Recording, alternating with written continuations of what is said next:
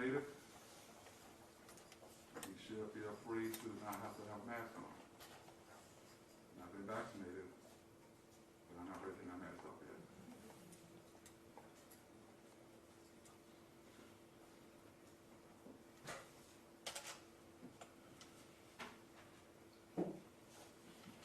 Okay, we're here on cause number 17 DCR 078884. The state of Texas versus Victor Hugo Cuevas. We're here on state's motion to revoke bond. Do we have any witnesses that need to be sworn in? Yes, Your Honor, we have three. Do you have them come forward now? Yes, sir.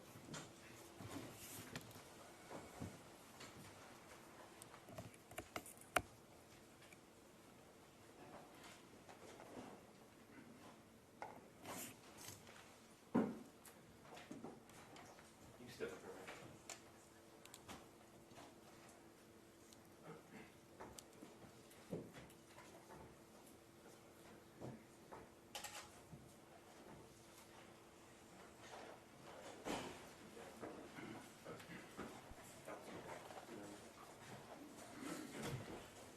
Raise your right hand. She's on swearing in. You do solemnly swear or affirm the testimony you shall give in the cause now pending before the court shall be the truth, the whole truth, and nothing but the truth, so help you God. I did. Okay, you may return back to the witness room. Is anyone invoking the rule? Yes, Judge, the defense will invoke the rule. Okay, the rules involved, which means you should not discuss this case with each other. You should only discuss with your attorney. Your attorney will call you when they're ready for your testimony. Thank you. Judge, we have one more witness that's not here yet, but I'll make sure when I see him, I'll make sure I'll public tell him. Okay, thank Make sure he understands how it's going to work. you. Okay, State, this is your motion. If you wish to make an opening statement, it's up to you. No, sir. No, sir, I'd rather go into it. Right now, the state called Brian Patterson. Mr. Patterson?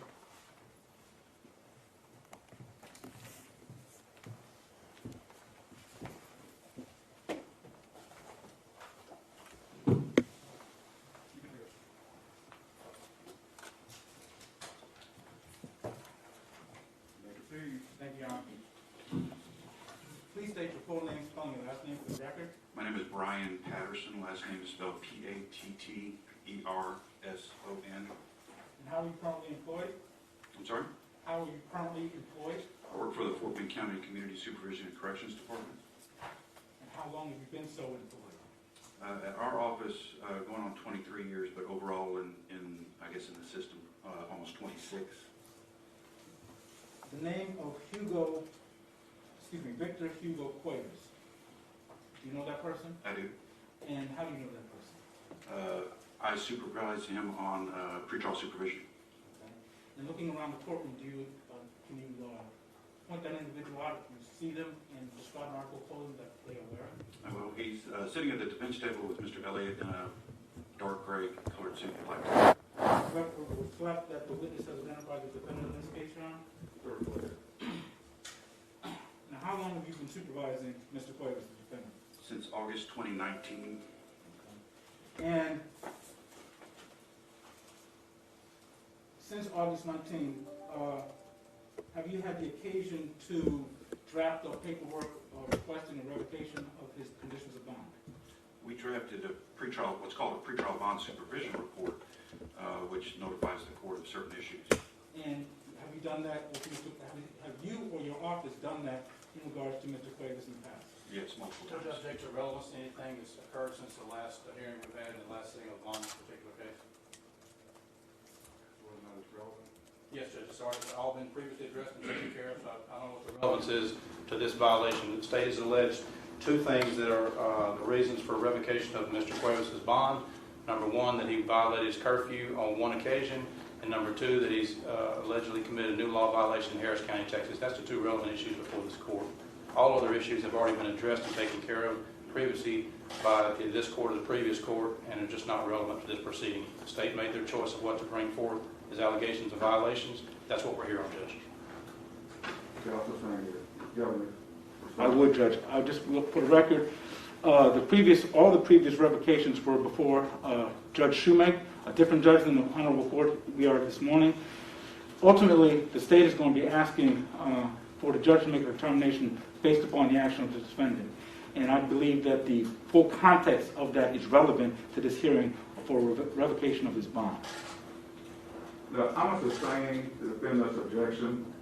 I want us to focus on the 2 points that are in the state's motion to revoke. Yes, Your Honor.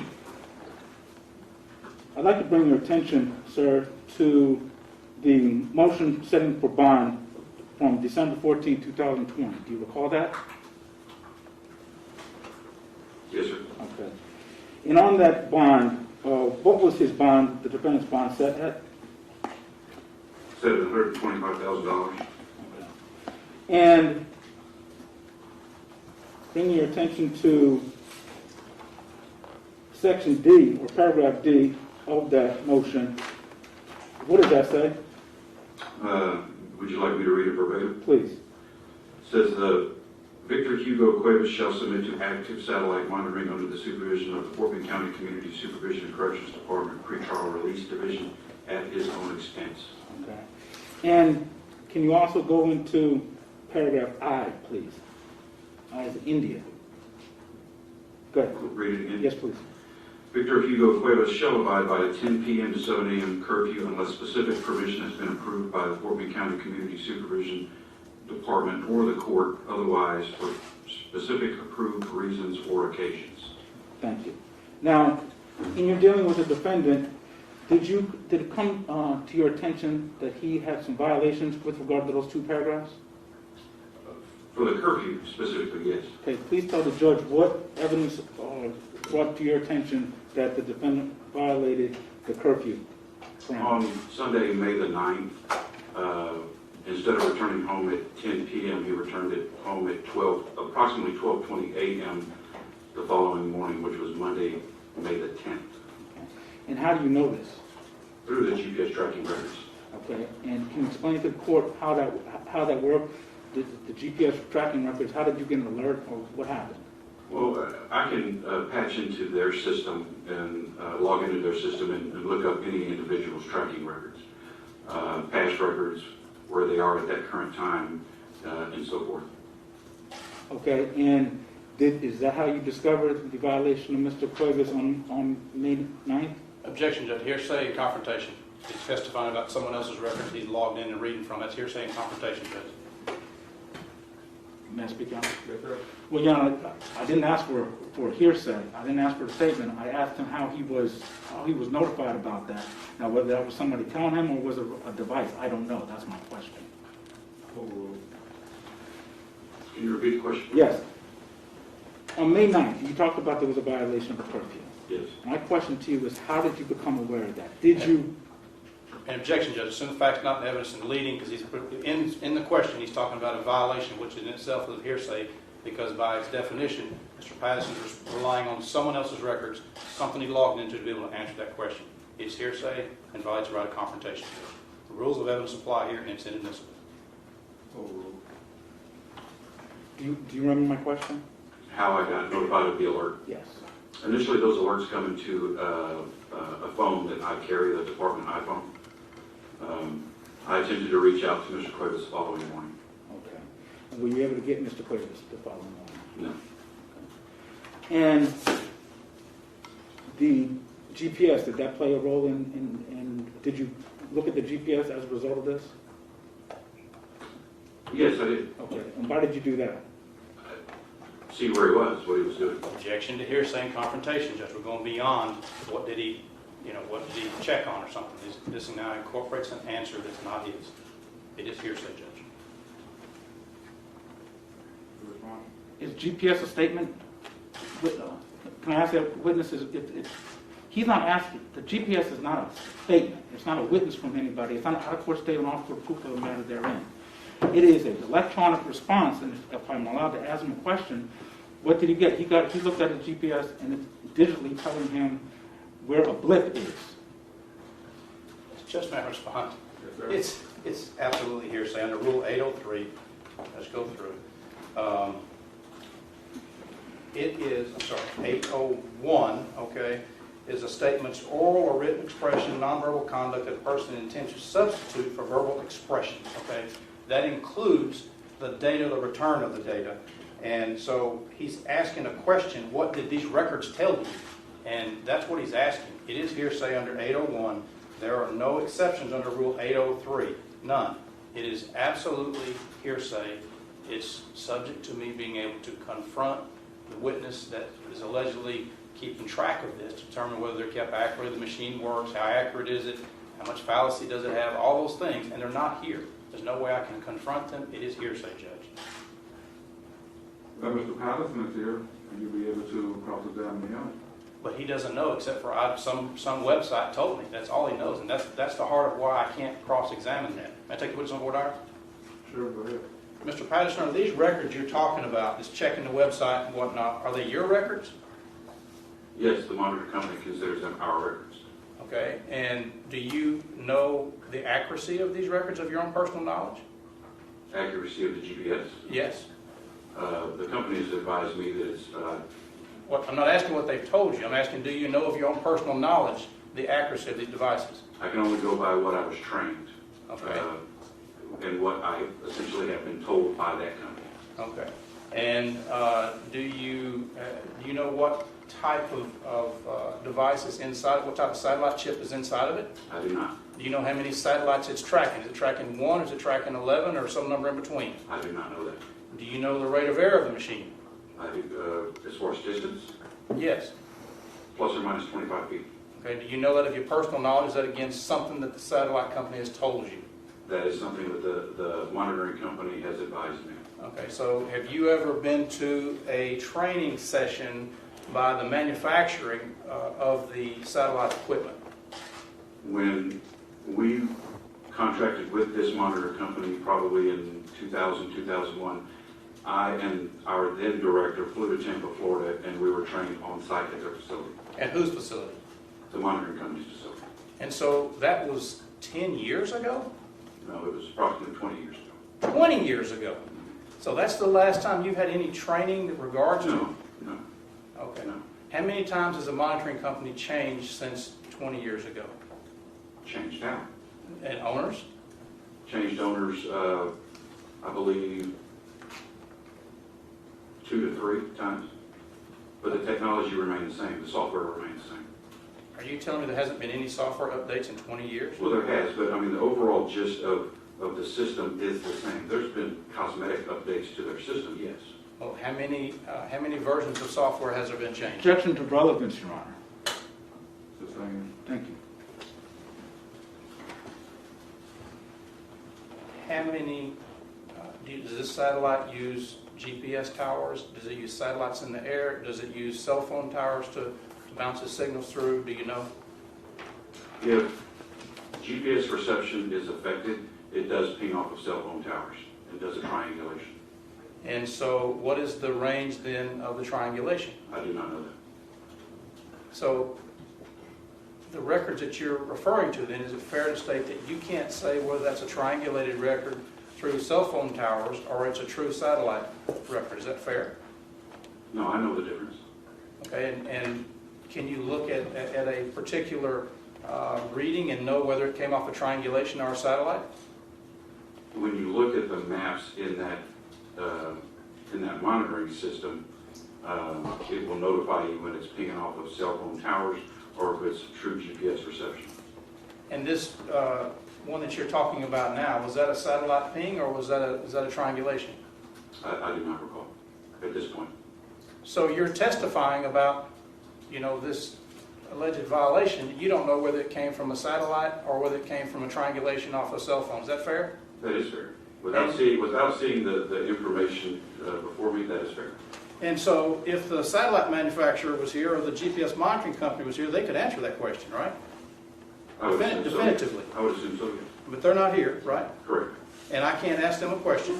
Correct. And so this judge is left not knowing whether or not this range is 25 feet or as much as 5 miles. Would that be fair? Because it could be that much if it's a triangulation off of cell phone towers. I do not know the answer to that. I don't know whether it's up to 5 miles or not. But you know it's very much different than 25 feet if it's triangulation off the cell phone towers. Had lots of things to do with line of sight, best coverage, I would assume so, yes. hills, valleys, buildings, everything else. So, and you have no clue whether or not this particular one you're talking about comes from a triangulation or a GPS. No clue to tell this judge. Not right this very moment, no. Okay. You have an objection? I do, Your Honor.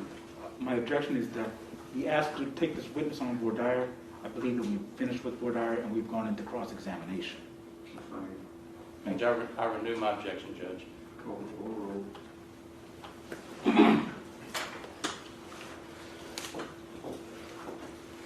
So you try to contact the defendant the night of May 9th, is that correct? No, the morning of May the 10th, Monday. Were you able to get in contact with the defendant? No. When was the next time you were able to get in contact with the defendant? That was Monday morning when I was working in the 268th District Court, and Mr. Elliott was there, and I explained to Mr. Elliott that I was attempting to contact his client. Mr. Elliott reached out to him and got him on the phone. Did you discuss, did you have a conversation with the defendant at that time? It was more of a, it was on speakerphone, but it was more of a conversation with Mr. Elliott and his client, and not really, I don't recall now, I may have been intermittently involved with it, but I don't remember exactly. Well, did you talk to the defendant, or were you just listening in on the conversation? I mean, I'm sure I said something, I don't recall now exactly what I said, but if I remember correctly, I probably said something. Did you ask him where he was on the 9th or the 10th, the early morning hours of the 10th of May? No, I knew where he was because I had already reviewed the GPS records. Okay. And so, was he at home? Past 10 p.m., no. Okay. And that would be a violation? Yes.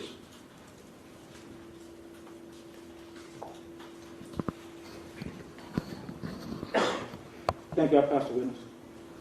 Any problems? Yes, Judge. Would you Mr. Patterson, that morning that you just discussed over in the 268, you said you, if I recall correctly, please correct me if I'm wrong, you tried to call him and went straight to voicemail, is that correct?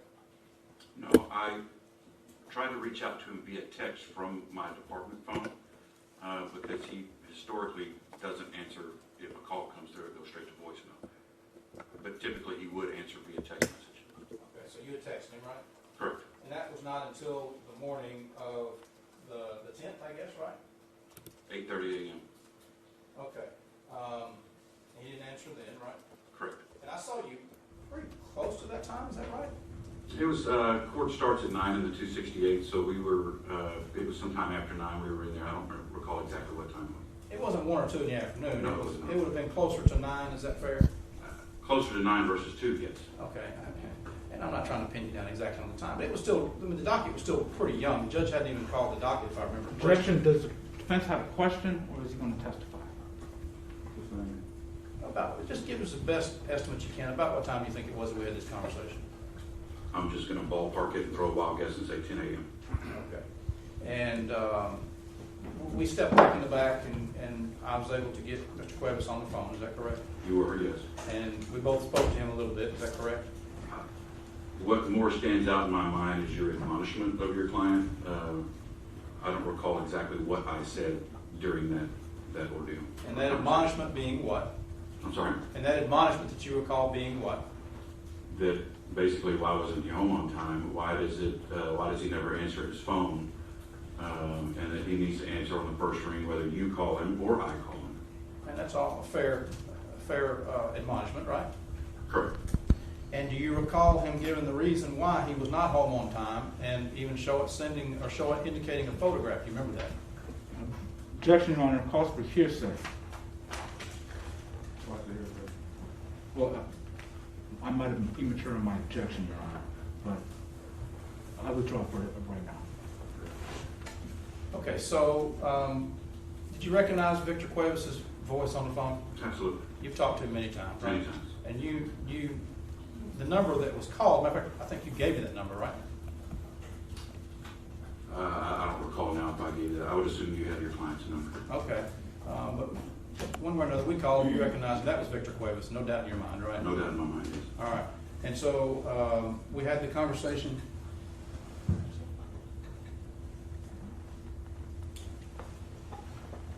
I just signed a witness there, Judge, I sent him outside, I didn't know it was here. All right, so, we had the conversation. Yes, sir. I hesitate to rise, but I believe that we have another witness that open defense that is also. I saw two people walk in. Are you witnesses?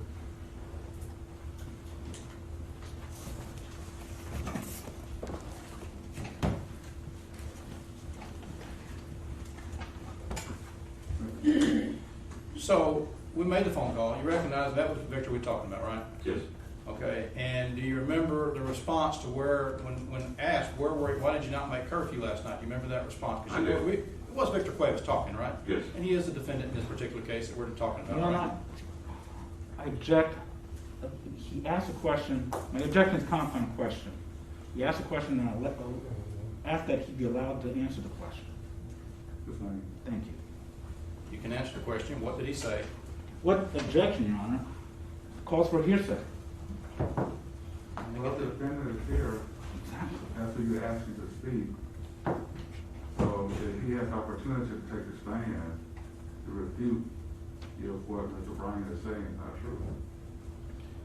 Judges specifically admissible under 8, just to help you out. So under 803-24, specifically admissible, Judge. 803-24, specifically admissible. Judge, I believe that that rule is based upon, if I can't call the defendant. That's true. But if Mr. Patterson is saying something that's not true, then I'm pretty sure it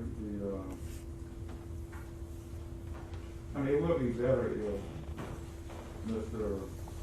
Elliott was making an objection. Correct. Yeah, that would make sense. Yes, sir.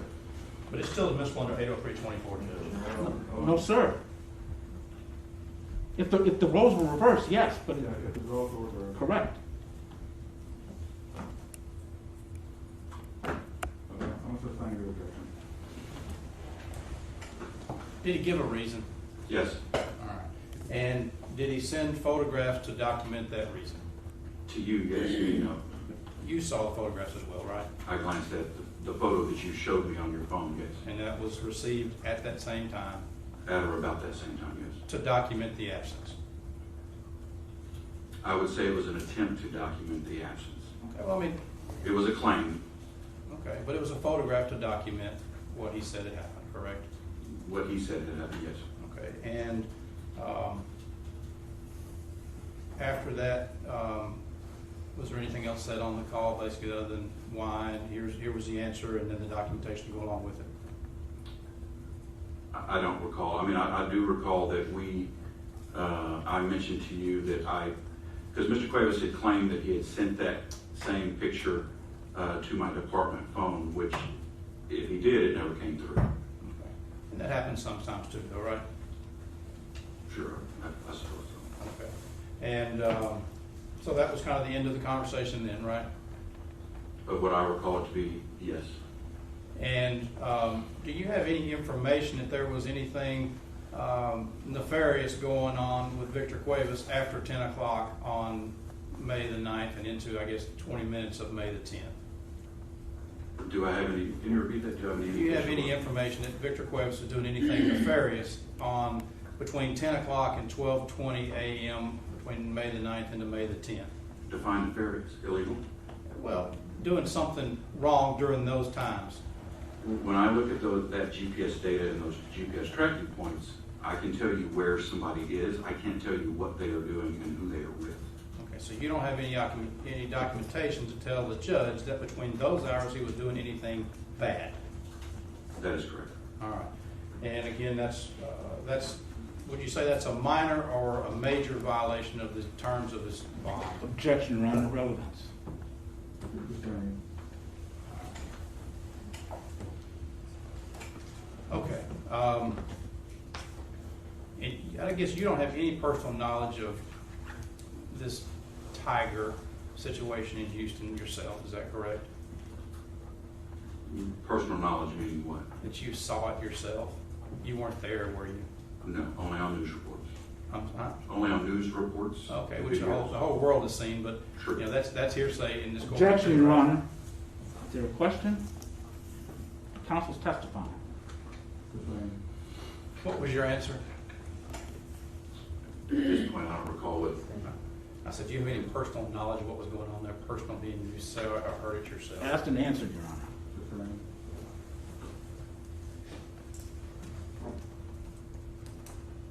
Did you have any contact with Victor Cuevas personally on May the 9th or May the 10th?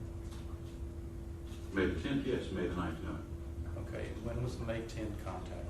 When you and I spoke with him via phone, Okay. or I was involved in that phone call. Other than that, did you have any personal contact with Victor Cuevas on May the 9th or May the 10th? No. All right. I'll pass it with you, sir. Just some, Your Honor. You stated as a result of the cross-examination that you historically the defendant does not answer his phone when you call. Correct. Can you explain that? I mean, how many times has that happened? Multiple, where I would attempt to call him and either A, it would go straight to voicemail, or B, he just wouldn't answer. What is the purpose? Can you tell the judges the purposes of you trying to contact the defendant? Well, some of those purposes could be if there's, if there's problems with his ankle monitor that need to be addressed, if there's strap alerts that need to be addressed, I need to get a hold of him, anything like that. So you're calling him, are you calling him for court business related to his position as a defendant in the court system? Yes, that attempt that I made, yes. So every time that you're reaching out and you're trying to call him, it's for business. Yes, absolutely. You're not calling him just to say, hey, how you doing? That's correct. Okay. And how many times are you not able to get through to him? I don't have an exact number for you. Is it more than 10? Probably, if I had to guess, less than 10. Okay. And you said that he doesn't answer when you call, and you also talked about texting. Does he return your texts? Yes, in my experience, more often he would reply to a text from my department phone, Now you or he would attempt to reach out to me via text on my department phone. Okay. But you said more or less he contacts you on text. He returns your text. More often than anything, text message. But he does. Are there times that he does not respond to your text? I'm sure there were. I mean, I don't remember specifics now, but Now, what is the underlying charge that Mr. Cuevas is before the court, in this court? he's charged with the offense of murder. Okay, so you have an offensive murder on Mr. Cuevas, and he doesn't call you back when you call, and he doesn't answer, and sometimes he doesn't answer your text. Does that concern you? Sure. I mean, I would rather be able, if there's an issue with his anklet, I would rather be able to immediately get in contact with him. But I know in times past, because I'm in the courthouse often, as we all are, and I know there's been probably more than once that I've mentioned Mr. Elliott that I was trying to get a hold of his client, and Mr. Elliott immediately reached out to him. So Mr. Elliott is able to, it's your understanding, it's been your experience, that Mr. Elliott can reach him right away, but you can't. Well, not Monday morning. He didn't answer Mr. Elliott's call either, or it went straight to voicemail if I remember correctly. Okay, but you talked about there's other times, right, that you were unable to reach the defendant. Correct. And you were in the courthouse and you saw Mr. Elliott. Yes. And on those times that you were unable to reach the defendant, was Mr. Elliott able to reach him? That I recall, yes, ultimately, reach him, yes. Thank you. I have no further questions. Yes, Judge. You just used the word ultimately. Now, does that mean that there's been occasions when I've done like I did the other day, put him on speaker, and also went to voicemail with me as well? Yes. Okay, so when you mean ultimately, I kept making attempts until I got it and got you in contact with him so y'all can discuss whatever issue need to be discussed. That's correct. And why are some of the reasons that you've experienced in your own personal life that cell phones sometimes go straight to voicemail? That's what you testified about. Objection, Your Honor. Relevance.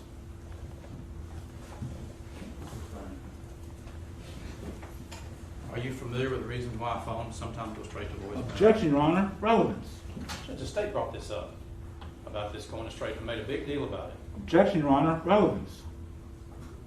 They were expecting you to bring it up about going to voicemail. So hopefully we objection. Thank you, Your Honor. You can explain. Can you repeat the question, please? You've got a cell phone yourself, right? I do. Remember, you got 2 of them, right? I do. And do they sometimes go to voicemail straight, even when you don't think that they should? Honestly, I've never known why. I mean, I would assume that either, number one, the phone's off, or maybe the call was declined. I don't know. Also, not coverage as well, is that a reason too? That I don't know. Okay, if I called you right now, you think it would go through? Objection, Your Honor. Relevance. It's fair to say there's various reasons why phones go to voicemail. Objection, Your Honor. Is there a question there? Again, Judge, they brought It this. calls for up, made a deal. speculation, Your Honor. Thank you. Are there various reasons that a phone goes straight to voicemail? I would believe so, yes. All right. And as of May the 14th, 2021, today, is Mr. Cuevas in compliance with all the bond conditions as required of this court, except for the 2 Objection, things Your Honor. that you have outlined? The objection is relevant. His compliance, whether this defendant is compliant today, is not relevant to the hearing that we are here for today. That's exactly what we're here for. No, sir. We're here on a motion that was filed on the 22nd, excuse me. Yes. I'm sorry. May 10th.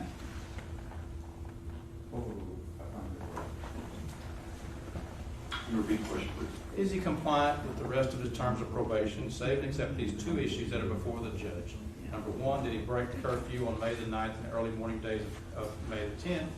And number 2, did he commit the new law violation of evading arrest in Harris County? At this point, save for those 2 examples you just gave, yes. He's now paid current on his fees as well. All right, so everything else is current as of May 14th, except for these 2 issues that the judge is hearing testimony about today. That is correct. All right. And you've been his probation officer for how long now? Been his pretrial supervision officer since August 2019. And I guess that is an important, I said probation officer. You're not his probation officer, right?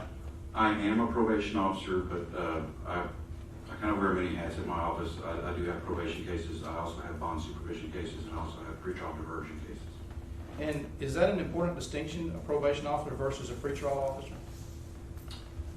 Important? I don't know. I felt the need to point that out. I mean, that he's not on probation. And that's exactly what I'm trying to get at. That means he hasn't been convicted of anything, is that correct? That is correct. Okay.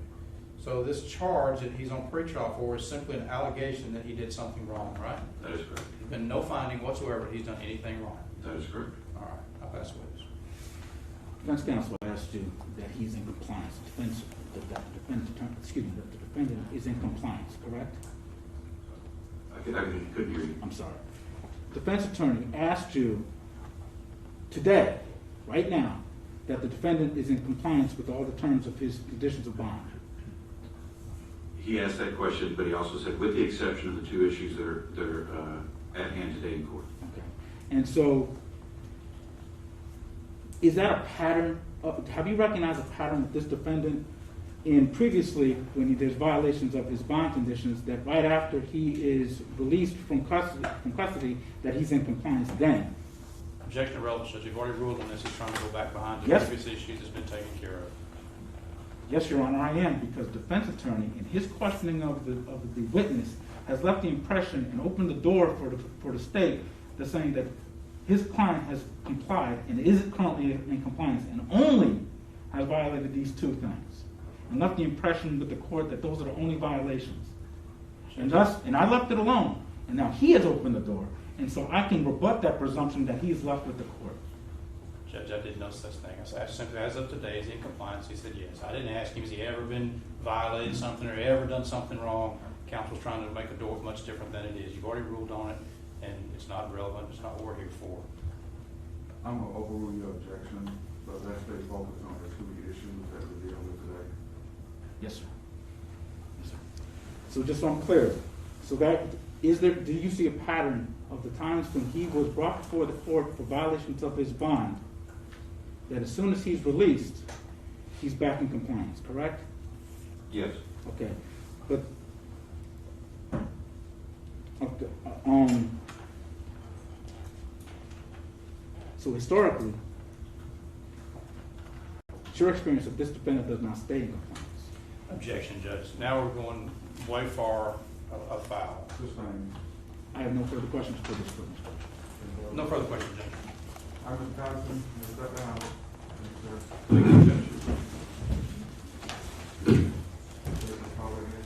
Thank you, Your Honor. They will call Mr. Wes Marin, Marin, M-A-R-R-I-O-N.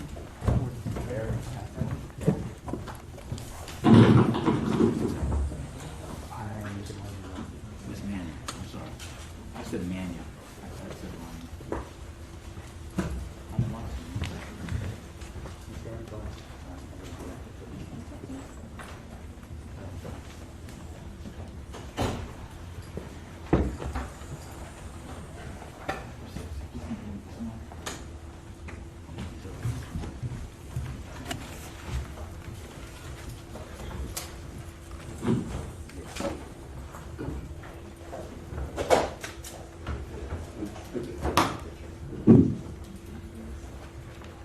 May I proceed, Your Honor? Yes, sir. Thank you. Please state your full name, spelling your last name for the record, Wes Mannion, M-A-N-I-O-N, and how are you currently employed, with the Washington County Sheriff's Office. and how long have you been so employed? With the Washington County Sheriff's Office, approximately 6 years. In what division of the department do you currently work? Patrol. And what, do you know the individual by the name of Victor Cuevas? Yes, Okay, do you see that individual in the court today? yes. Can you point that individual out and describe an article of clothing that he is wearing? The gray suit with leg tie. Okay, let the record reflect that the witness has identified the defendant. If, can you tell the court how it is that you came in contact with Mr. Cuevas, you first met him? The first time I met him? Yes. I had two four-wheelers that I had noticed were on the stop sign that had excessive rate of speed in my neighborhood. Hang on a second. I'm sorry. You speak kind of fast and we have a mask on. Yes, sir. So it's kind of hard to hear you, so I'd ask you to slow down a little bit. Yes, sir. The first instance was... Objection to relevance, Judge. Please continue. Two four-wheelers ran a stop sign a couple houses down from mine. I was outside. I witnessed it. I proceeded to the backside of my neighborhood where I saw the two four-wheelers, got out of my vehicle, identified myself as a police officer, and made contact with him and two other people. Objection. When can I take this witness before our judge? We don't even know when the sequence was. Your Honor, if I can ask some questions, I think we get there. Let's see what Mr. Ball can do. He is Ball, right? Yes, sir. Thank you. In developing the time and date. I mean, he's already talking about some event that we have no idea. He made no effort whatsoever to even begin to talk about when this might even be, so. I'm asking Mr. Ball to rephrase his question. Thank you. And Mr. Mannion, you feel comfortable taking the mask off? It's up to you. No problem. Thank you. Okay, so we can both understand each other. Yes. Okay. Are you neighbors with the defendant? We live in the same neighborhood. I'm 2 streets over. Now, you just talked about an incident that when you first met him. Do you know when, can you give the court a date? No, approximately February of this year. February 2021? Yes. Okay. And you stated that there was two wheelers going up and down the street, Mm-hmm. and you approached, why did you approach the defendant? We've had numerous complaints about these folders. Judge, Okay? none of this is, there's no relevance here. None of this is alleged any reason to be broken upon. And we're going to all this extraneous stuff. So just give me no notice of this. I mean, what are we going with this? We're talking about running stop signs now? Mr. Ball, what's your response? My response is, well, Why is it relevant? it's relevant for how we met him. Were you in uniform? Can I ask him one question, Your Honor, regarding this, and I think we'll clear this up. Were you in uniform when you met the defendant? No, sir. I had my badge and my... Judge, I renewed my objection. I mean, where are we going with this? So your first time you met him, did you have a conversation with him? Yes, sir. Okay. And in that conversation, Judge, again, relevance. What difference does it make? has nothing to do with the issue before you.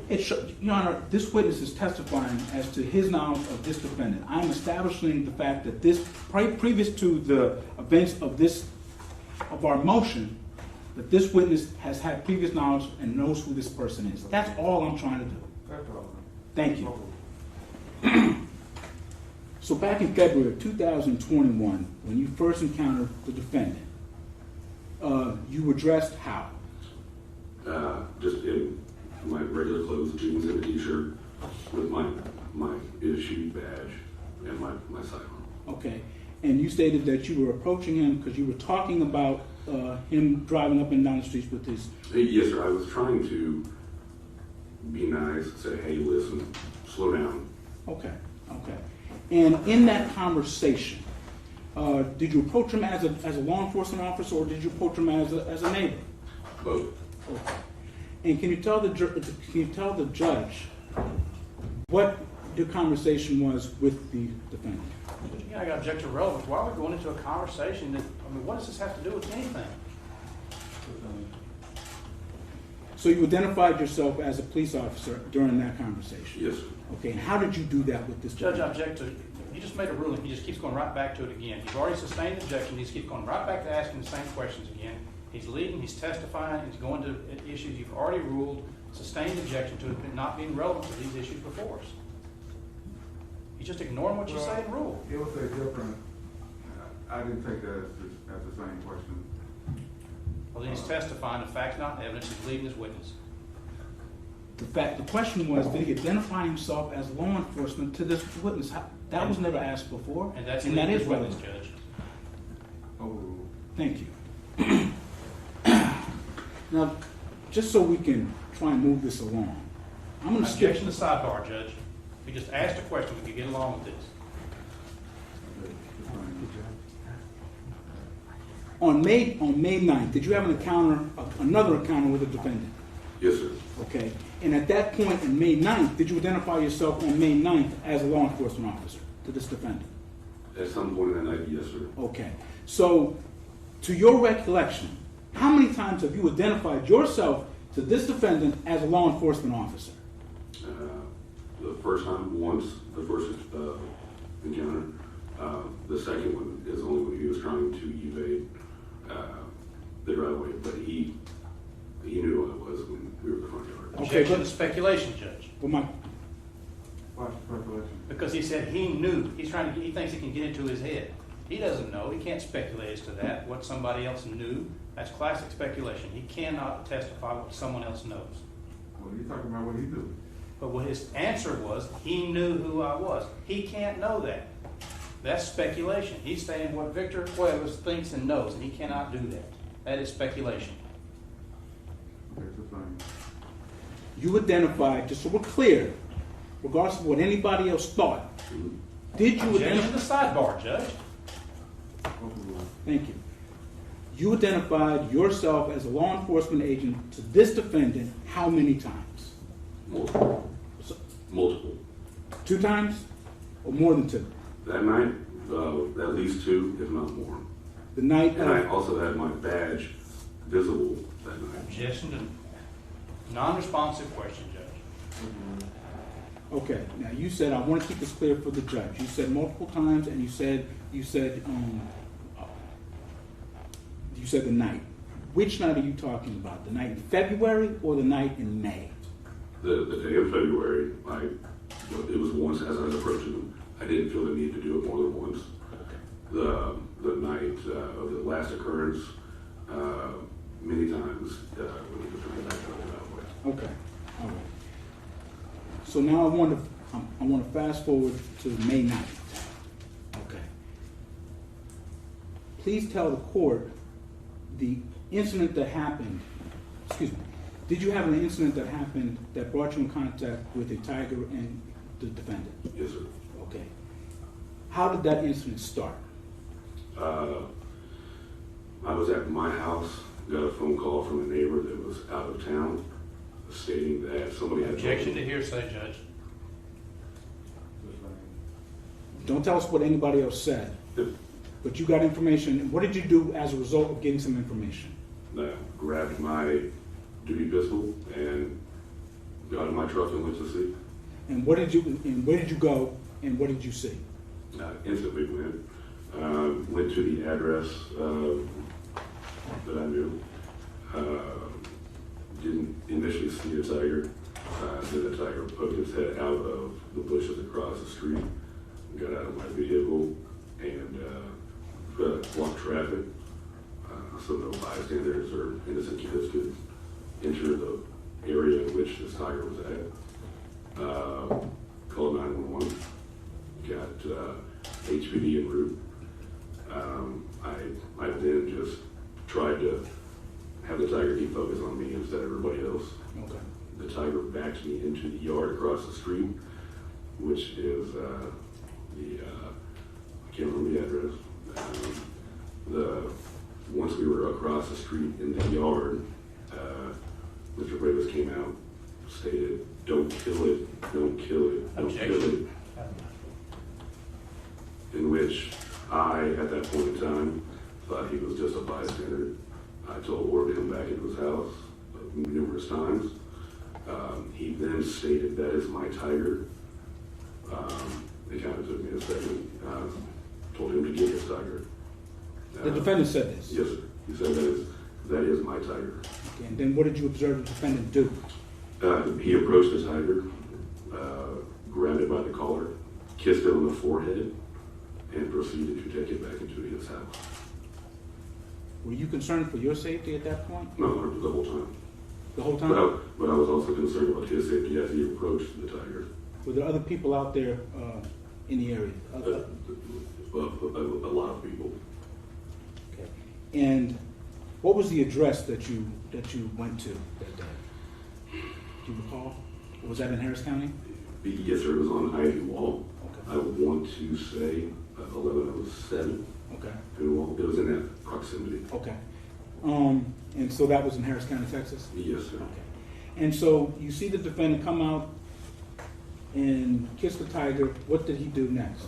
He had it by the collar, then he proceeded to take it into his house. Okay.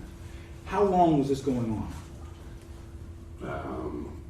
I would say about 10 minutes until he grabbed the tiger. Okay. So 10 minutes before I was outside with the tiger, and then the defendant comes on scene. out of his house. Yes, sir. And where does he take the tiger? Inside his front door. Okay. Did you, was that the last time you saw the tiger? No, sir. Tell the court, what was the next time that you saw the tiger? As he was backing out of the driveway, I was behind the vehicle on the driver's side, postured in a way that I could get out of the way. I want to stop you there. You said once he was in a driveway or something. Yes. Who is he? Mr. Cuevas. Mr. Cuevas was where? In his vehicle, and I looked in the back, and I saw a tiger in the back of his vehicle. Okay. And then what did you do as a result of observing that? Told him to pull back up in his driveway. His car was in reverse, trying to leave. I stated, "You know who I am, Sheriff's deputy, pull back in your driveway." And did he comply? No, sir. What did he do? He pulled forward, turned hard left into the neighbor's yard, and proceeded to leave the scene. And how did he leave? Did he leave? In an evasive manner, he peeled out in a quick action left scene.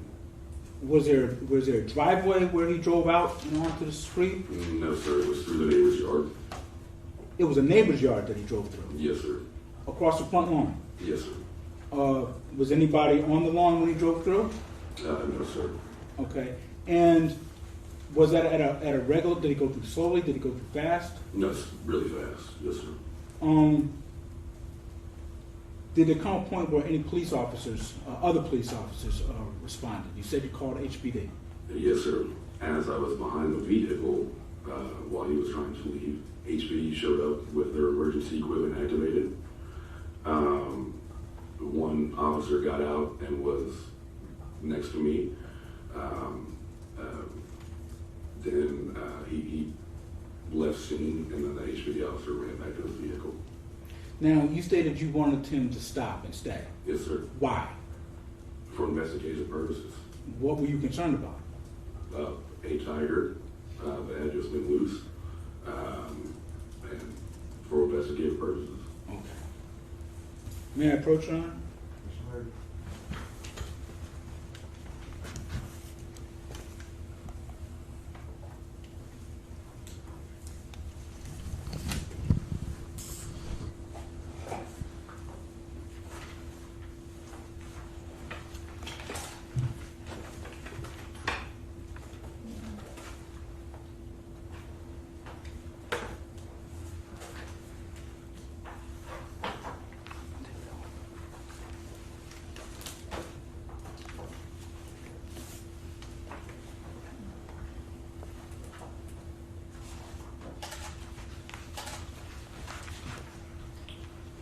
Permission to give this to the defense attorney? I mean, to the defendant, the witness? If you're gonna talk about it and try to get admitted, Yes.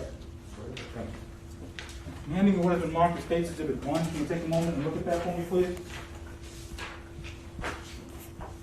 Do you recognize it? Yes, sir. How do you recognize it? We looked at it this morning, viewed the videos and pictures, and I initialed and dated it. And what do you recognize State's Exhibit 1 to be? A DVD of the occurrence of that night. And does it contain video of it? Yes, sir. And are the videos that are contained on State's Exhibit 1, are they a true and adequate representation of the events as they occurred on May 9th, 2021? Yes, sir. Your Honor, I offer State's Exhibit 1 as evidence on tender to defense counsel for his inspection and possible objection. What's on what? This is the information I believe that I gave you. that you sent to me last night. What particular video, what is this you're offering? That's what I'm asking. What is it?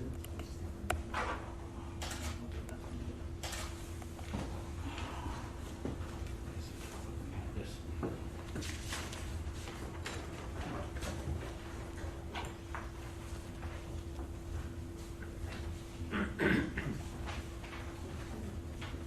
you have the defense have opportunity to review that video. Yes, Your Honor, we gave them to them last night. I'm showing him the receipt of his taking possession of those videos, and I'm showing you specifically what, answering this question, what videos are on State's Exhibit 1. So, I didn't have a second to look at this, because there's multiple things on here. He's got 2 star. I don't know what's on this video. I really don't know what he's trying to offer. Well, Judge, I gave him, he has, this is a receipt, excuse me. May I approach the judge? Judge, I'm showing the court a copy of the receipt of the evidence that we gave to defense counsel last night. When we got the information, we made copies for the defense, contacted them, and arranged for a person from his office to come and get the information. So they were in possession of all of that. Defense counsel asked a question of what is on State's Exhibit 1. On the document before the court is an arrow next to each of the files that they're in possession of that is on State's Exhibit 1. And these arrows on the pointed out on the CD when you gave to defense counsel. No, the arrows were not. But he asked the question just now of what is specifically on State's Exhibit 1. We notated that for him. Mr. Elliott, did you get a chance to review that video? Yes, Judge, and there's multiple things on the video, and maybe I hope I can explain why I'm having issues with this. There's multiple different videos and different things on this disc. They all have different objections and different authentication requirements. They all have different versions of hearsay and confrontation problems, and as well as authentication problems. So I'm trying to figure out which ones they're trying to offer. If they're trying to offer all of them, it looks like they're just pointing to some numbers and say, if I understand what he's saying, they're trying to offer 2 of them that were on the disc rather than all of them, which at least helps. But I'm trying to figure out which 2 those are so I can properly phrase the correct objections to those 2 specific ones. Judge, if I may? Yes, sir. Judge, these are short videos. They are short videos, Your Honor. They take no more than 3 minutes. So if the defense counsel wants to look at State's Exhibit 1, I think that would Yeah, that's about my suggestion. Why don't we take a recess while you take a look at those 2 items that you intend to admit, we have to admit. Well, if I just look at it for a second, I have some notes, I may be able to, formulate my objection, but that's fine, we can take a break, that's fine. But, just because they're short doesn't mean they're admissible. I know, but I'm gonna take a look at them. All right. If you have any objections, state your objections, Okay, and we can just take it from there. very good, Judge. You said he's seen the video and it's a real video, but, there are certain issues that may be objected to. Thank you. Okay, 10-minute break. Thank you, Judge. All rise.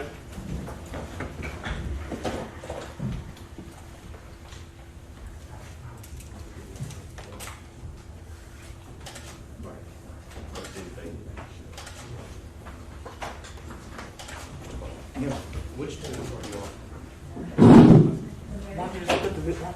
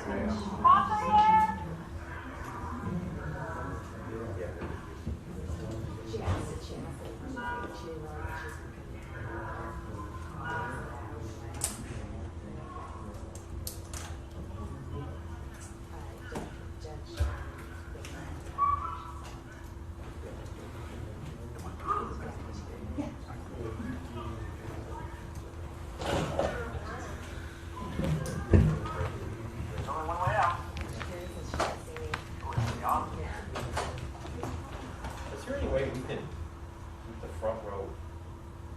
Going to jail either way. Because if I've let people more than one sit on the front row, then I've let people sit on that front row, and then everybody's gonna want to.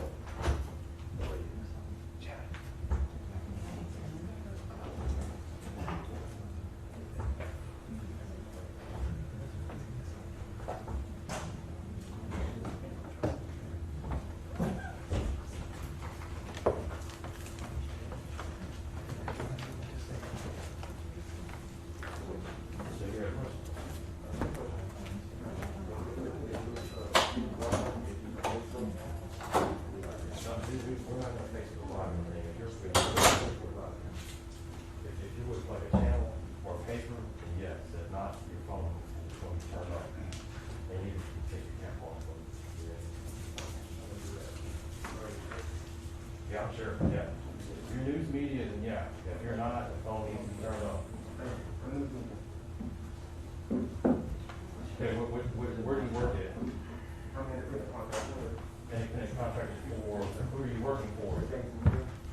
I'm sorry? Unless you're like channel 2 or 13, something like that.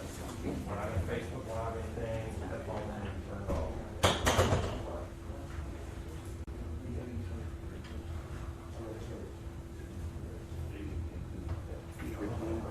No, that's just gonna be able to do something. Okay. Oh, no, we don't do that here. No. Yes.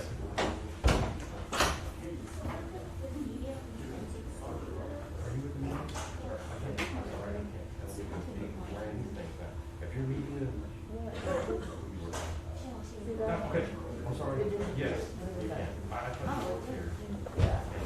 Hey, Mike. But yeah, I'm sorry, go ahead. I think it's just a glitch in the video because the video is.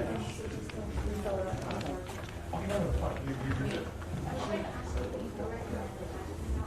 I'm sorry, I don't even. Okay, yeah, feel free, I'm sorry. Okay, thank you.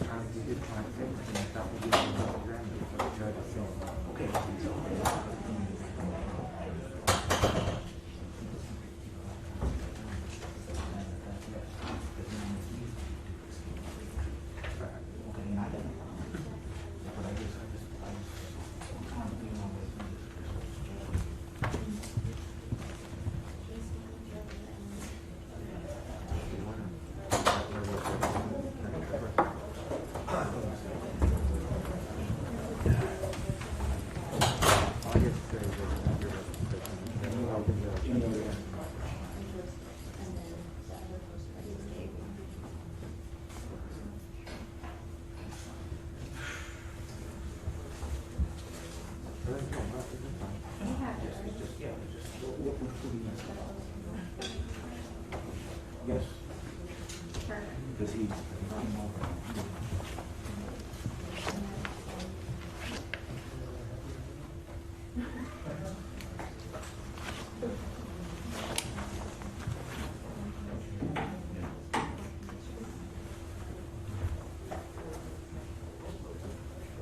Deputy, do you need a bottle of water? Okay, because there's one in that room for you and then that. Oh, yeah, can I grab that? I'll get it for you.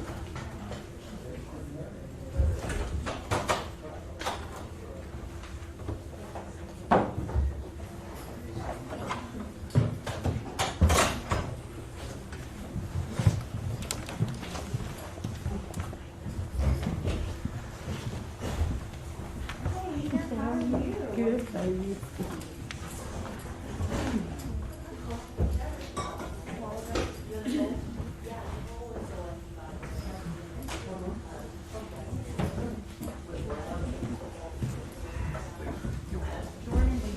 Jordan probably brought fresh. She did. He was on work on that.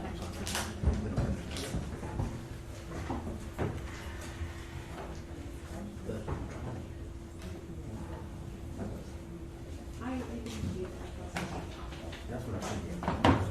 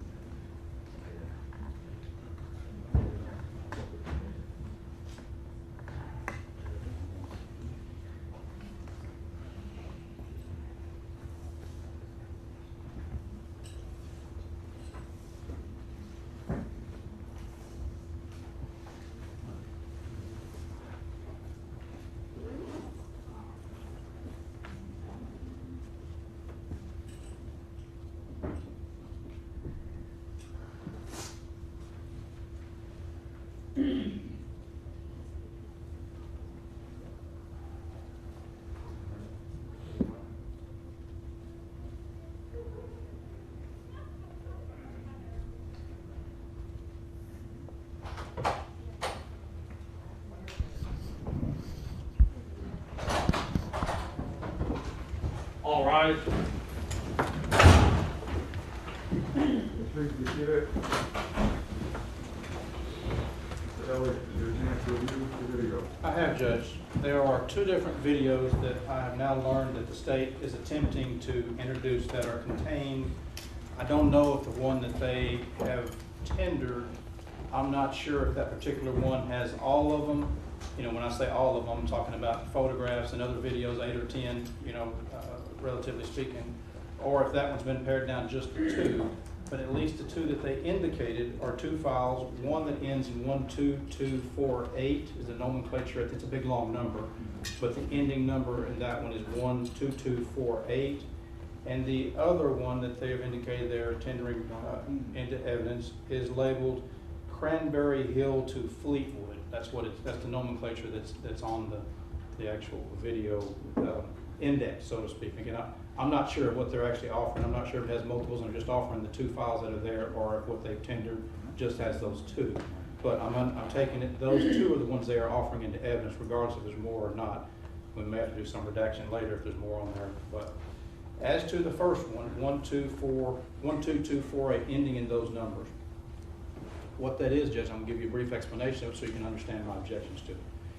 It is apparently a video that's taken from some third party somewhere, you know, looking at it from some distance. And there is commentary. There's a lot of voices that we hear on there.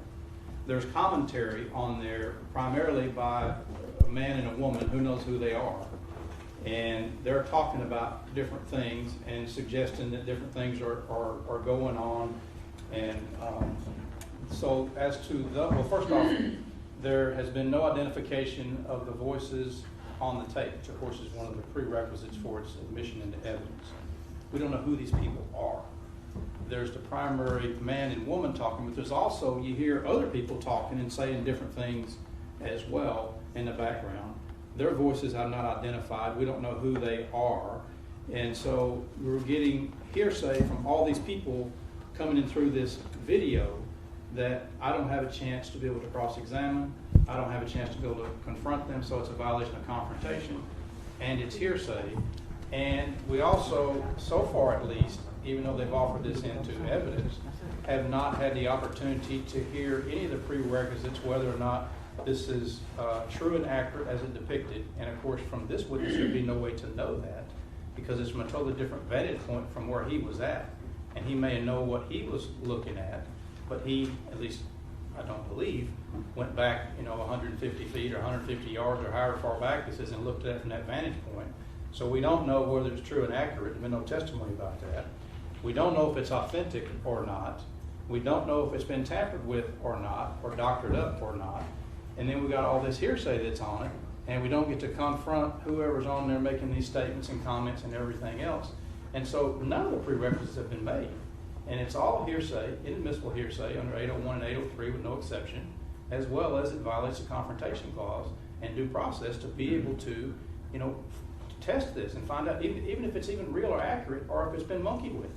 And, for those reasons, Judge, this is just flat not admissible. And now maybe they've got some people they can put on to authenticate it, and if they do, they do. I'll sit down and listen to that testimony, but as it stands right now, it's just flat not authenticated and inadmissible. That's as to the first one. Do you want to address that one first, or we go ahead and address the second one, and you rule on both of them? How would you prefer? Go ahead and address the second one. All right. The second one is different, Judge. The second one is apparently a video that's taken of some streets, I don't know how many streets over, some distance away from the residence. And it shows some cars driving up and down that. And so I don't know who took it. I don't know where it came from. I don't know whether it's authentic or not. Now on that one, there's not any voices, so we don't have a voice problem. But still, at least as of now, we've had no authentication. We don't know if it's been tampered with. We don't know if it's been altered or deleted in any kind of way. We don't know the times in which this even occurred, and, so it doesn't comply with authentication in any way. And even though it is not verbal, it still is hearsay, because it is a depiction of something that's an out-of-court statement about what happened on this other street and the events that occurred without being authenticated. It's hearsay. I don't get to cross-examine, and we don't know if it's even real or when it was, or whether it's been altered or deleted. And so for those reasons, both of these are inadmissible. And again, maybe they've got some other witnesses they're going to come in and bring and prove it up. And if they do, of course, then it may become admissible. But as it sits right now, neither one were admissible. Mr. Ball, you have a response? Yes, Your Honor. The predicate has been made by this witness. The proper predicate has been made by this witness. Whether it was, he knows he's seen it, he recognized it, how he recognized it, and it's a true and accurate representation of the events as he perceived them that night. That's all that I'm required to do by law. Now, as far as with the first video, defense attorney talking about all these voices, we can view the video without any sound. I have no problem with that whatsoever.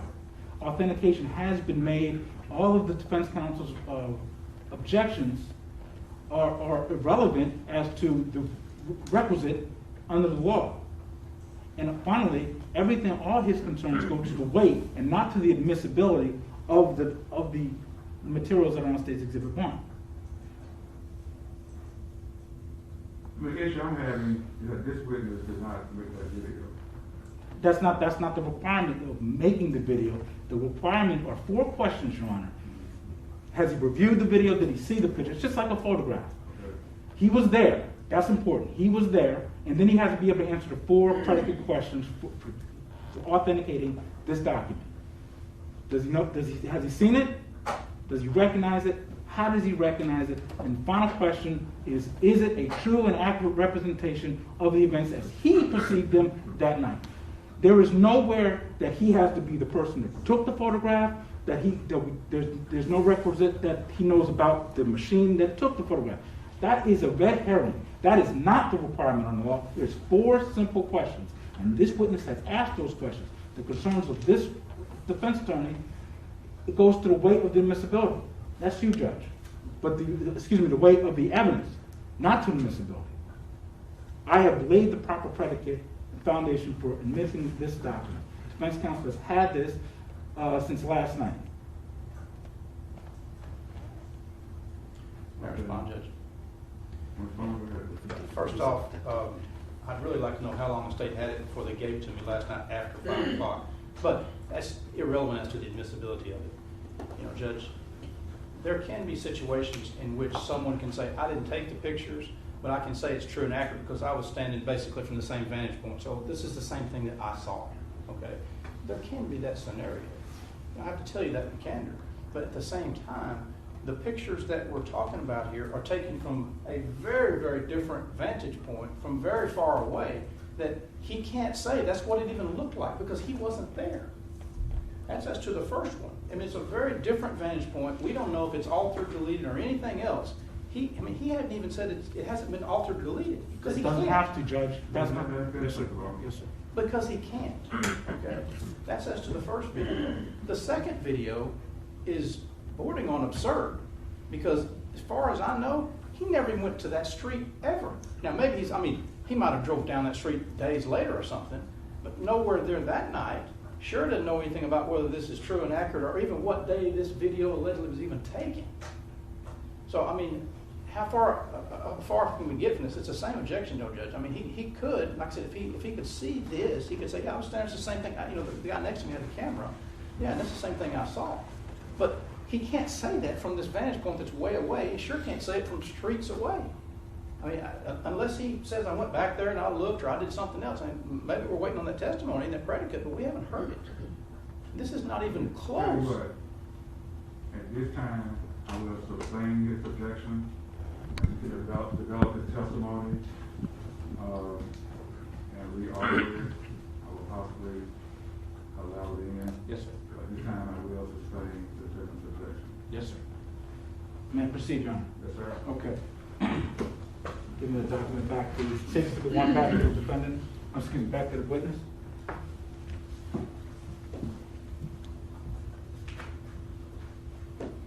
talking about the second video on State's Exhibit 1, okay? That is the black and white video that you observed. Do you recall that? Yes, sir. Who made that video? It's the neighborhood security. Okay, and who's in charge of that neighborhood security? I am one of them, and there's a couple of other people in that group. Okay, and how long have you done that? 2 years. Okay, and when you, and so there's other angles and photographs that you've taken outside of this case, is that correct? Oh, yes, sir. Okay, and you have looked at, you have seen photographs and video from the angle that is depicted in State's Exhibit 1, is that correct? Yes, sir. And you have seen State's Exhibit 1, and that again is a true and accurate representation of the events that you would perceive in that night, Yes, sir. May 9th, 2021, is that correct? Yes, And you were out there, is that correct? yes, sir.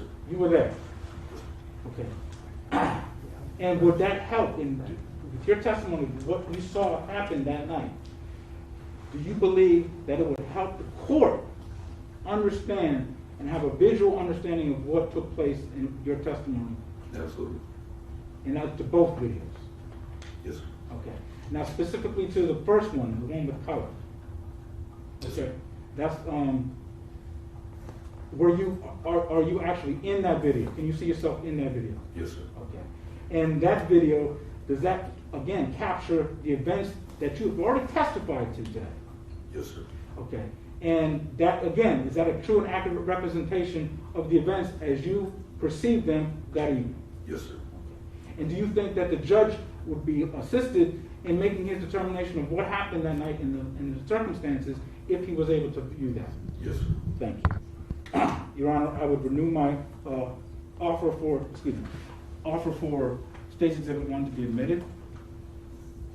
You've already ruled on, he hadn't added anything. It's still the same. I mean, he's a little closer with, he's some kind of way associated with the security on the other street, but he still hasn't said, I mean, the first one is still out in left field, okay? He's still got nothing to connect. I know what it looked like from that vantage point. I know what these people are talking about. I know who they are. None of that. It's far afield. Judge, I'm sorry, but I would have to object. What is the defendant's legal basis for objection to State's Exhibit 1? Tell you what, based on the answers that you just gave to the questions from Mr. Ball, I'm going to overrule your objection and admit State's Exhibit 1. Thank you, Your Honor. My publisher. Thank you. That's the two videos, Judge, right? Is that correct? Two videos, yeah. Okay, now- There's a color video and a black and white. That's correct, Your Honor. And for clarification, Judge, are there just those two on that disc, or are there the others too? These are only videos that are on this disc, those two that we're talking about. Okay, I'm just trying to clarify. So that's the video that ends in 12248, and the one that says Cranberry to Fleetwood. All right. And so we're clear, Judge, we are going to turn off the volume on the first one with color. Okay.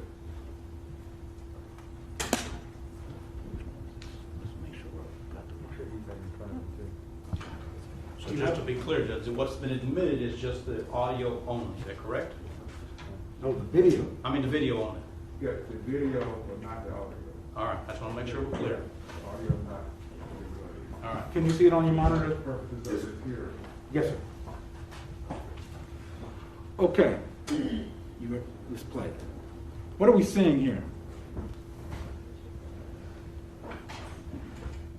At this point in time, I'm behind Mr. Cuevas' car, the white Jeep. Okay.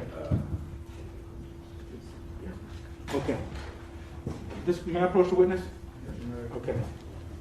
You can circle it on the screen because we got. Hold on. It was here.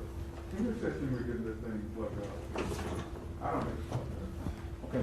Hang on. Don't have a flashlight. Now I'm off here. Okay.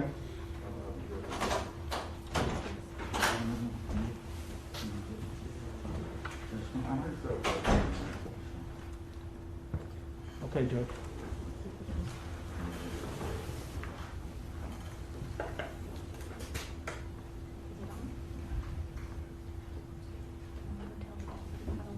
Yeah, let's see if we can do this one. Judge, may I approach the witness to show him how to work the touch screen? It doesn't. Now it's not working. Does this one work? You can try it.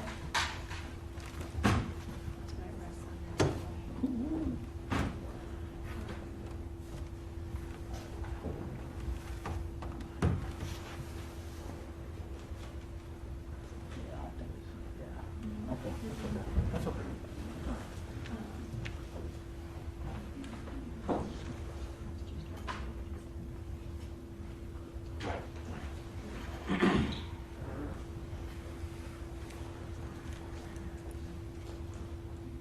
Was the one behind the, demo working? Demo?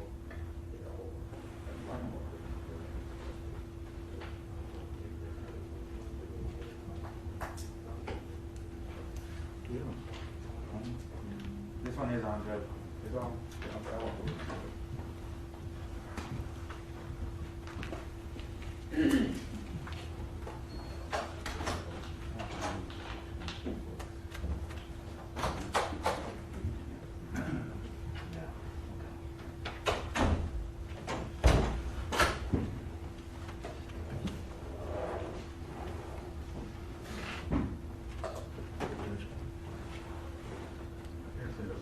I know. Counsel? Counsel, can you approach? Can you approach counsel?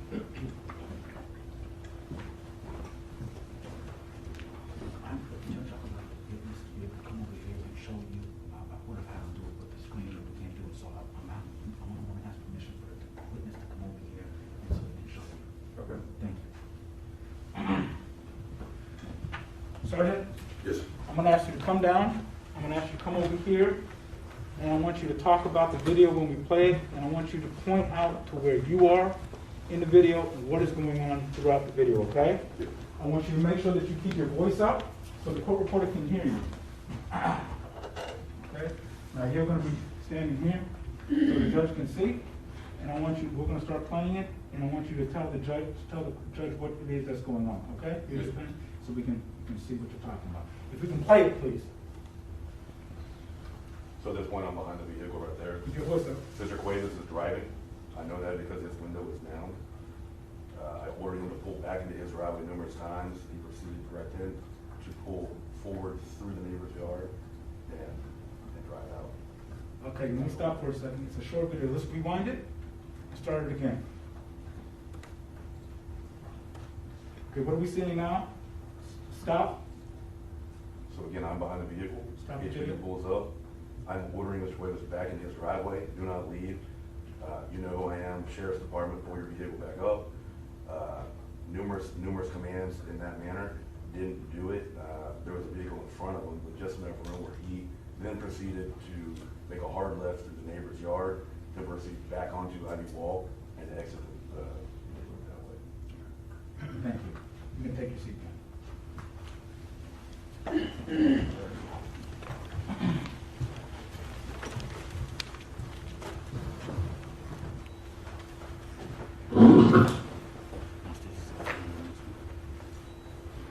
Okay. So. Wait for the judge to get back on the couch.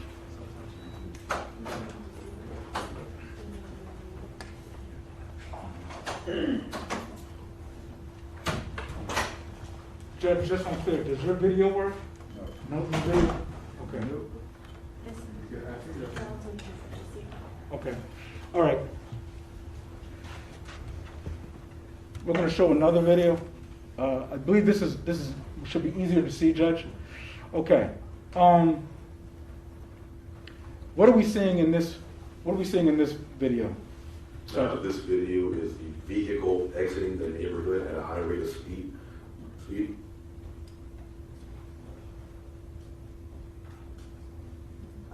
Yeah.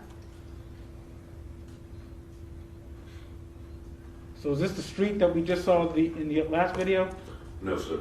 What street is this? This one is. There are no objection to this video testifying from it.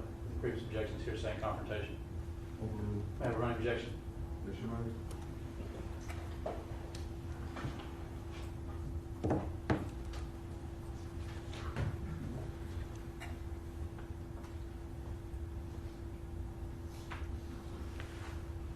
What is that? That's Mr. Cuevas' Jeep that he was driving. Okay, he goes down to the end of the street, makes that left-hand turn? Yes, sir. Is there a stop sign at the end of that street? Yes, sir. Okay. The vehicle didn't stop? Not for the video, no, sir. Thank you. And what is that? HPD. Thank you. Now, when you talked about, you saw on that video when you were showing the judge, the vehicle that the defendant was in pulled forward. Yes, sir. Okay. Tell the judge, because you can't see it in there, tell the judge, how did that vehicle get on the road? Through the neighbor's yard. The neighbor's front yard? Yes, sir. His driveway borders, so his driveway is on the left side of his house. The neighbor's yard is on the right side. Okay. He drove right through the front yard, Did he leave? back on Ivy Wall. Did he tear up the grass? A little bit, yes, sir. Okay. And that was property not the defendant's? That was not his yard.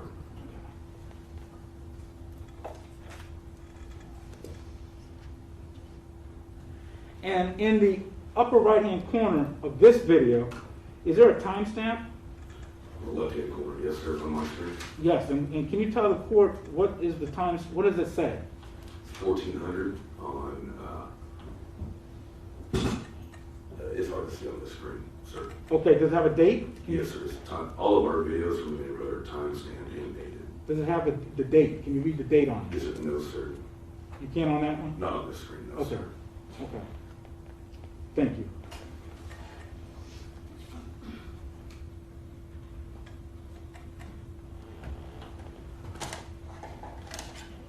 I can read it when you put it back down. Okay.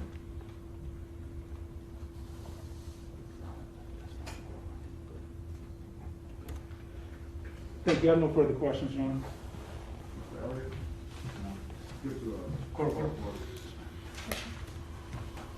May I proceed, Judge? Is it Marin, is that correct? Manion. Manion? Yes, sir.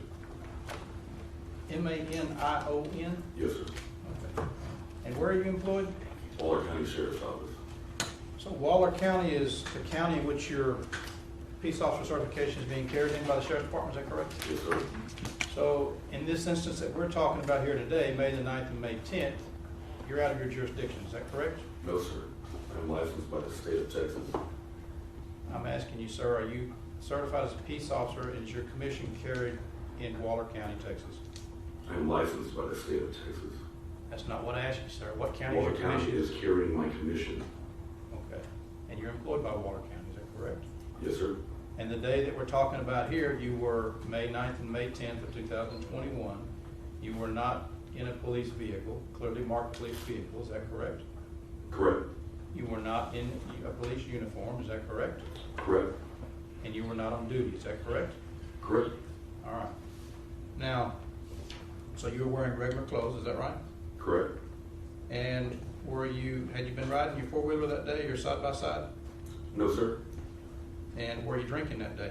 No, sir. Nothing at all? No, sir. It is common that you ride your side-by-side around the neighborhood drinking, right? Yes, sir.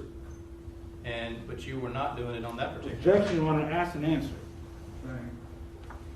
So it's common for you to ride around drinking. Objection, Your Honor. Ask and answer. Nothing to drink that all the day at all. Objection, Your Honor. Ask and answer. I'm trying to. What did you do for Mother's Day? Objection, Your Honor. Relevance. What day was May 9th? Mother's Day. Okay, and what did you do during the daytime during this? So say a few hours before this occurrence. I took a nap. Okay, prior to that, did you go anywhere or you went home all day? To my knowledge, I was home all day. Now, I apologize. I apologize. I do remember now what I did. okay, I bought my wife patio furniture for Mother's Day. did you have a Mother's Day celebration? Objection, Your Honor. Relevance. So, where do you live in relation to this street or this? 2 streets over. Okay, how long have you lived there? Approximately 2 years. So you got the call, there's something going on, you go over there, is that correct? Yes, sir. And in the video, is that your white truck or something we see there? One of the white trucks, yes, sir. Okay.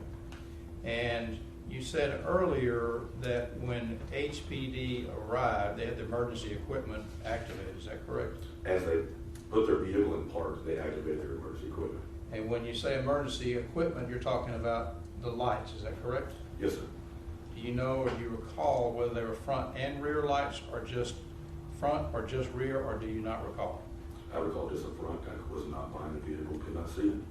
Okay, and so behind the vehicle would have been the same perspective. You just testified to this court that you recognized the scene, right? Negative. That wouldn't have been behind the vehicle? You can't see it from where I could turn my head and see everything over there, except for the back of that vehicle. You can't see the back of that. I understand, okay. Your question's weird, I don't understand. All right, let me rephrase. So the video that's already been put into evidence, you remember telling the judge that that's what it looked like, right?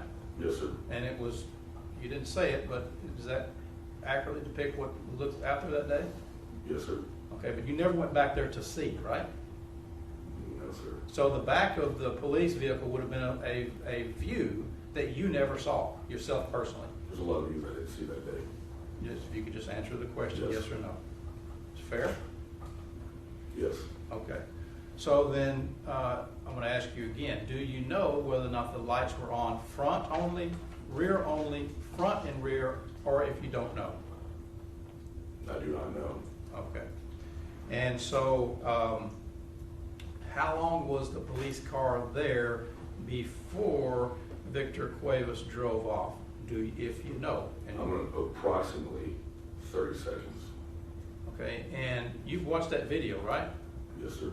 And do you think there's 30-second time that goes by that police car is there That's why before? I said approximately. All right. Would it help you to review that video and count on your watch? It's in real time, right? If that's what you would like, I would do. Okay, Judge, I'd ask to be allowed to step down and do that. Yeah, Your Honor, I would object.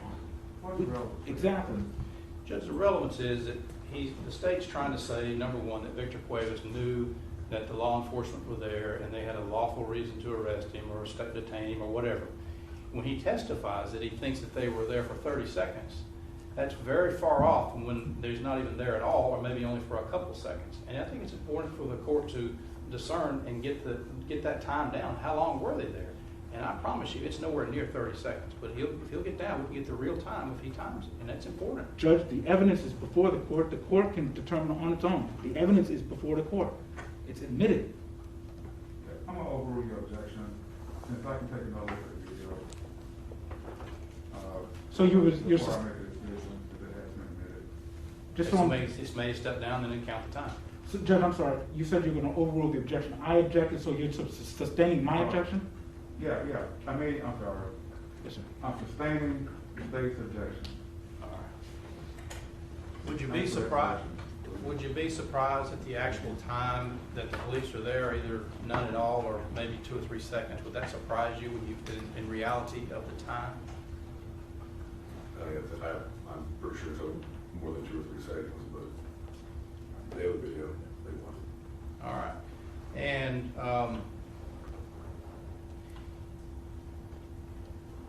now, just can you tell us did you have a search warrant for Mr. Cuevas? No. Did you have an arrest warrant for Mr. Cuevas? No, sir. Did you have a search warrant for the residence that you were at with Mr. Cuevas? Objection to relevance, Your Honor. Overrule. Thank you. Search warrant for, The residence that Mr. Cuevas was in? I didn't enter Mr. Cuevas' residence.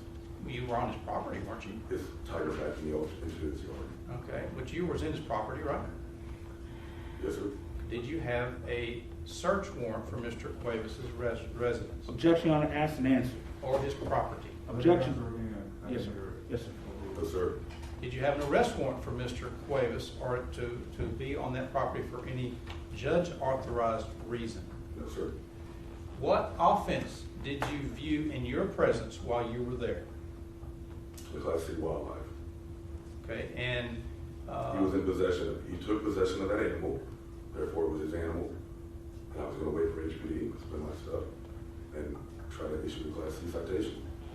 You were gonna issue a Class C citation, To issue the Class C citation. but what you just said was, I was gonna issue him a Class C citation for the wildlife violation, is that correct? That's what I said. HPD would get there and issue the All right, citation. and so what wildlife section of the code are we talking about that's a I can't Class? recall that off the top of my head.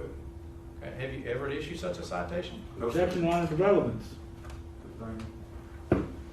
It just goes to the legal authority, which is actually required under 3804, which is what the state is saying that he violated. And the defendant has, excuse me, the witness has answered that question. He has not. Well, I mean, in their motion, the offense that they were accusing him of violating is the evading arrest in a motor vehicle. Which they have to have legal authority to have a detention for, and that's what I'm asking, what's the legal authority? And he stated that. For the wild, for the defendant to be in possession of the wild animal. He was Now, detained. we heard earlier testimony, he wanted to detain or question him regarding the tiger. Yes, sir. And so I'm trying to delve into that. They opened it up, and I want to go into it, but it's absolutely irrelevant what legal authority they have, so I'm trying And to he ask you answered about that. that. But his answer, he doesn't know off the top of his head exactly what, I guess, penal code violation that is. Okay, well, I've got some more questions for him. I want to find out what legal authority he had. So we went through the first exception was with a warrant, and we don't have that. So now I'm going to the second exception and see what legal authority he had, because legally he's not going to have any, but we're going to go through them, because that's what we need to do, because the state said that they had the legal authority to do this, and he violated the penal code. And without legal authority, there is no violation of the penal code. So, I mean, he's testifying, this is the state's allegation that he violated the law, which includes having the legal authority to detain. And so I'm trying to go through what it is, because there is none. And I mean, he's on the stand, he's a peace officer, and said, I've detained him, and did all these Judge, things. I would request that defense attorney have legal objections and not the speaking objections. He's testifying. Well, I'm going to overrule your objection, that I can talk more, at least give his knowledge of the ordinance that he was violating. Thank you, Judge. So what ordinance was it? Just told you I do not know the ordinance off the top of my head. I was detaining him for questioning in relation to the tiger. Okay, what authority in the penal code gives you the authorities to detain somebody just to question them for an ordinance? I don't know that off the top of my head either, sir. Okay, what section of the penal code is it that deals with authority to arrest and detain? I don't know off the top of my head. Would it be section 14 of the Code of Criminal Procedure? Does that Objection, sound Your right? Honor. Objection, Your Honor. The witness has asked and answered the question. Excuse me, has answered the question. Sustained. May I approach the witness, Your Honor? I'm bringing the penal code, and I direct you to, I'm going to go ahead and give you the heads up. It's section 14. Can you go to that section, and let's talk about your legal authority to detain Mr. Cuevas. I'll be more specific. How about let's start at 1401 and 1403? Why don't you find it for me? I'm sorry? You want me to find it? Yes, You're please. good. Yes. And they're asking for you to assist him. Assist me with it. Have you ever looked at a penal Yeah. code? Objection, Your Honor. May I approach you, Mr. Witness, Your Honor? Yeah, forward them and show them the penal code. Sure.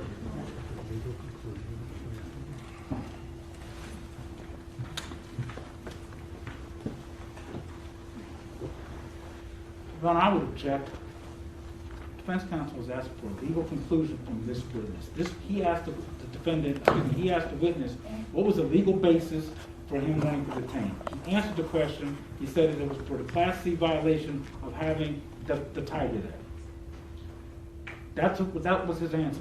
Now he wants him to look up something and give a legal analysis and conclusion. That's not proper. He's got the answer that he has the answer to his question, but his lights are not is irrelevant. He's got the answer. I'd ask that anything else is irrelevant. Judge, I take that to mean the state's admitting they had no legal authority because they have none. That's not what I'm saying. And I'd be objecting too if they were trying to, if we were trying to ask for some authority of why you detained a client, which is required under law, and they have none. And so I want to go through the list. There's certain exceptions. You have a warrant, or you have some exceptions. There are none. And so we're going to talk about what the exceptions are, and we're going to find there are none, which means you have no legal authority. No legal authority, you can't have an evading arrest. Period. It's in the statute. And we're going to see. If he can find it, let's talk about it. But he's not going to be able to find it because it doesn't exist.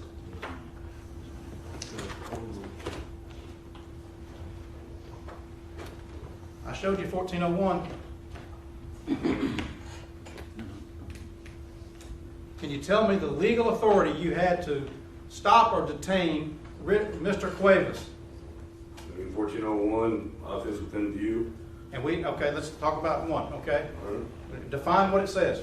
Continue reading. Peace officer or any other person may without warrant arrest an offender when the offense is committed in his presence or within his view if the offense is classified as a felony. All right, let's stop right Or there. as an offense against the public peace. All right, let's stop right there. Did you see any felonies committed in your presence or your view? It's an offense against the public peace. Okay, and let's talk about them one by one. Okay. Did you see any felonies committed in your Objection, presence Your Honor. or your view? Objection, Your Honor. Asked and answered. This witness has stated that he saw him do a violation, what he perceived as a violation of a Class C misdemeanor. Which doesn't mean he has a legal authority to arrest somebody, period. And that's That what is we're not trying to the- get to the bottom. that Just they is got to not- show in the 38 or 40 That legal is authority. not They the, have none. that is not the standard, Your Honor. It is the standard. It's the penal code. I'm not making something up.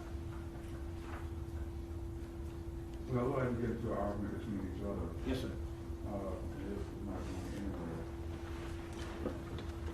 I mean, on his face, Judge, they got no authority. This deal is dead. They had no authority to stop and detain him. Well, Mr. Elliott, doesn't matter, that's a forfeiture.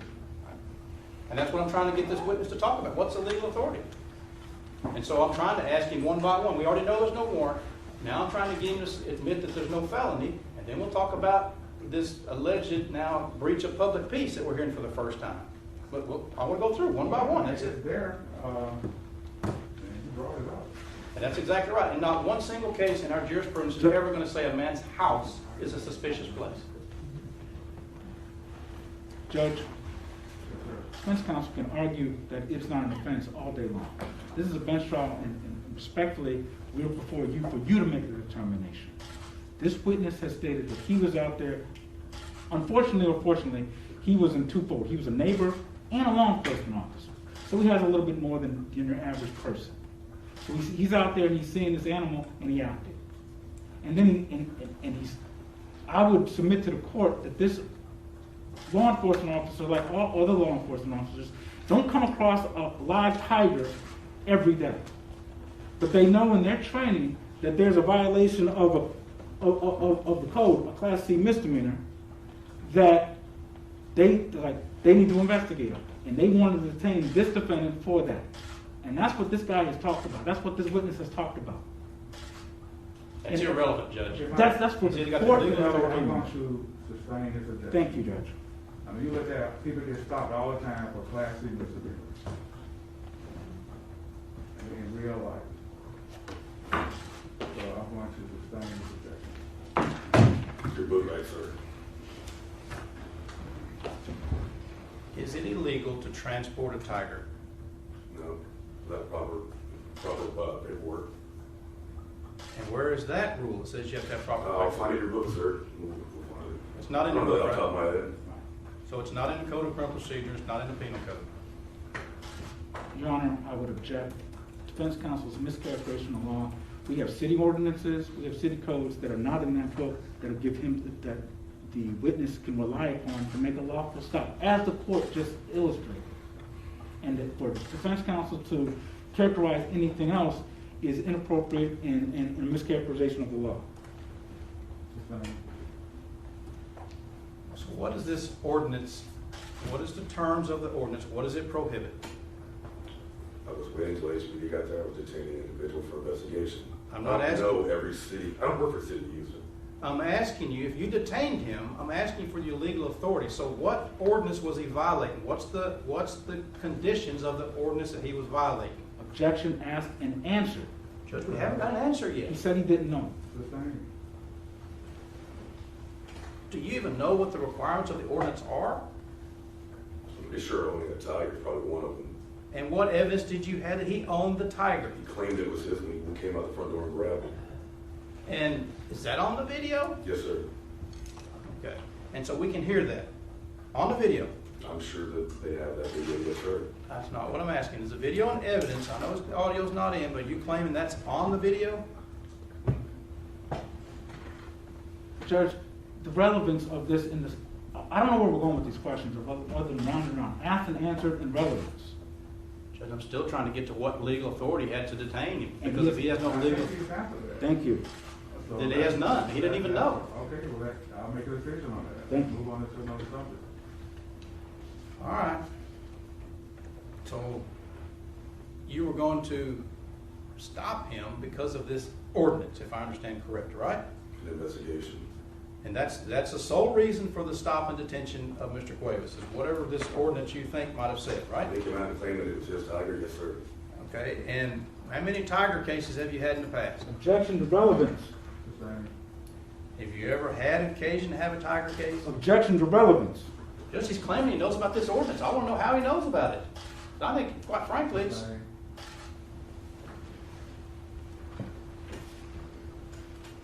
how old is this ordinance? Objection to relevance. Sustained. All right.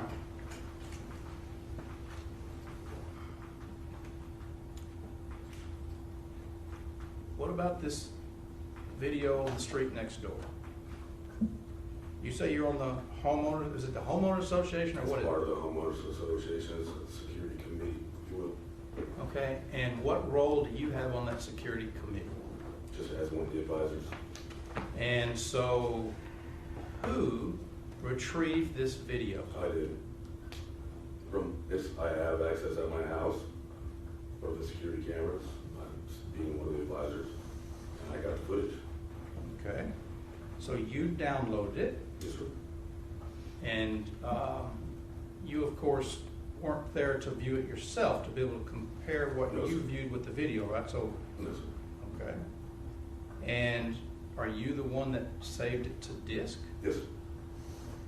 Or no, sir. I emailed it to the person. But you downloaded it from the system, right? Yes, sir. Was anyone else involved in the downloading of this video? No, sir. Was anyone else involved in the creation of this evidence? As far as The video that we put into evidence now that's contained in State's Exhibit number 1. Anyone but you? but did what? Put it on the disc, or Yes. send the email? Yes. No, my father-in-law viewed it with me, but I personally emailed it over. That was at the time. So I want to be very clear. I want you to listen to my question very, very clearly. This is an important question. You'll understand why in a minute. The only person responsible for downloading that video and handing it over to the state is you. Is that correct? Yes, sir. I'm the one that downloaded it and emailed it to him. Yes, sir. And I want to make sure we're clear. No one else is in this chain of custody but you. Objection, Your Honor. Asked and answered. Judge, you will understand very clearly why in a few moments. Then let, Sustained. thank you. So you handed it to the state. My father-in-law helped me do some of it, yes, sir, but I'm the one that emailed it over to him. All right, so what's your father-in-law's name? Chris Culberson. And who, if anybody, edited this video? Not to my knowledge. But the only Well, no, I stopped it. Sorry. That's what we did. Yes, sir. I said I can stop it, finally click it, and email it over. But the only two people involved in that is you and your father-in-law. Is Yes, that sir. correct? And what's Yes, his sir. name? Chris Culberson. All right, and so you sent it directly to who? Who are you pointing? I The don't know. prosecutor. Which one? The one right there. The mail? Yes, sir. Okay. To Mr. Ball. Yes, sir. And so that's the chain of custody. Then you, your father-in-law, and Mr. Ball. No, it was my father-in-law, me, and then Bob. All right, so there's no one else in this chain. Shouldn't be, no, sir. All right. My father-in-law, myself, and Bob.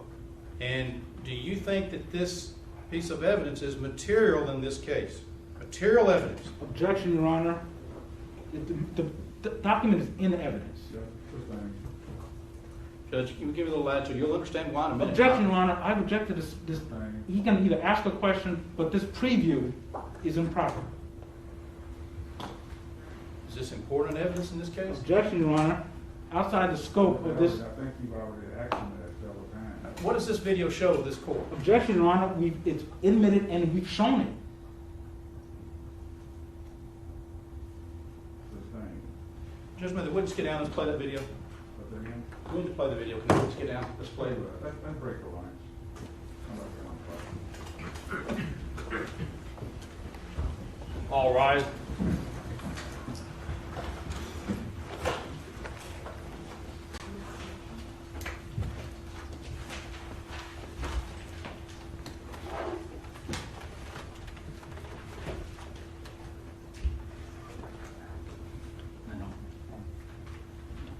Have a seat, Nick.